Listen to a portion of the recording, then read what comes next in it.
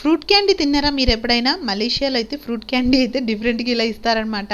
So fruits strawberries కానీ grapes అవన్నీ తీసేసుకొని పక్కన ఆవిడ చూడండి రౌండ్గా తిప్పుతుంది కదా, సో అది షుగర్ సిరప్ అనమాట. దాంట్లో అయితే ఫ్రూట్స్ని ఫస్ట్ స్టిక్కి పెట్టేసి దాంట్లో అయితే ముంచుతారనమాట.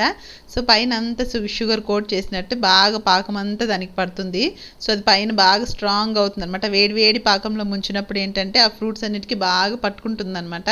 మనం కదా బొరుగుండలు శనగ ముద్దలు ఇవి ఎలా చేసుకుంటామో అలాగా వీళ్ళు ఇక్కడైతే ఫ్రూట్ క్యాండీ చేస్తారనమాట. సో దక్షి కూడా ఒకటి తీసుకుంటా ఉందనమాట. ఇది 10 రింగెట్కి ఒక ఫ్రూట్ క్యాండీ. సో 10 రింగెట్ అంటే అరౌండ్ 180 రూపీస్ పడుతుంది అనమాట. సో ఇదిగోండి ఇప్పుడు ఇట్లాగా స్టిక్స్ అన్ని రెడీమేడ్గా వాళ్ళు ముందుగానే చేసి పెట్టేసిందనమాట. సో ఇట్లా అయితే దక్షి తీసుకుంటుంది అనమాట. కౌంట్ చేస్తుంది దక్షి 1 2 3 4 అని.